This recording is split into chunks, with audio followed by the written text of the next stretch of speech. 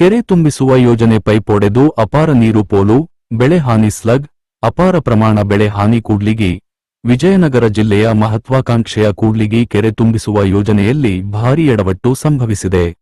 ಮುಖ್ಯಮಂತ್ರಿ ಸಿದ್ದರಾಮಯ್ಯ ಅವರು ಯೋಜನೆಗೆ ಚಾಲನೆ ನೀಡಲು ದಿನಾಂಕ ನಿಗದಿಯಾದ ಬೆನ್ನಲ್ಲೇ ಯೋಜನೆಯ ಪ್ರಮುಖ ಪೈಪ್ಲೈನ್ಗಳು ಒಡೆದು ಹೋಗಿದ್ದು, ಲಕ್ಷಾಂತರ ಲೀಟರ್ ನೀರು ವ್ಯರ್ಥವಾಗಿ ಹರಿದು ಹೋಗಿದೆ. ಕೂಡ್ಲಿಗಿ ತಾಲೂಕಿನ 74 ಕೆರೆಗಳನ್ನು ತುಂಬಿಸುವ ಯೋಜನೆಯ ಕಾಮಗಾರಿ ಪೂರ್ಣಗೊಂಡಿದ್ದು, ಮುಖ್ಯಮಂತ್ರಿ ಸಿದ್ದರಾಮಯ್ಯ ಅವರು ಇದೇ ನವೆಂಬರ್ 9ರಂದು ಯೋಜನೆಗೆ ಖುದ್ದು ಚಾಲನೆ ನೀಡಲು ಸಿದ್ಧತೆ ನಡೆದಿದೆ. ಆದರೆ ಮುಖ್ಯಮಂತ್ರಿಗಳ ಕಾರ್ಯಕ್ರಮಕ್ಕೆ ಕೆಲವೇ ದಿನಗಳು ಬಾಕಿ ಇರುವಾಗಲೇ ಯೋಜನೆಯ ಪ್ರಮುಖ ಪೈಪ್ಲೈನ್ಗಳು ಒಡೆದು ಹೋಗಿರುವುದು ಯೋಜನೆಯ ಗುಣಮಟ್ಟದ ಬಗ್ಗೆ ಗಂಭೀರ ಪ್ರಶ್ನೆಗಳನ್ನು ಹುಟ್ಟುಹಾಕಿದೆ. ಪೈಪ್ಲೈನ್ನಿಂದ ಹೊರಬಿದ್ದ ಅಪಾರ ಪ್ರಮಾಣದ ನೀರು ಸುತ್ತಮುತ್ತಲಿನ ರೈತರ ಜಮೀನುಗಳಿಗೆ ನುಗ್ಗಿದ್ದು, ಅಲ್ಲಿ ಬೆಳೆದಿದ್ದ ಬೆಳೆಗಳು ಸಂಪೂರ್ಣವಾಗಿ ನಾಶವಾಗಿವೆ.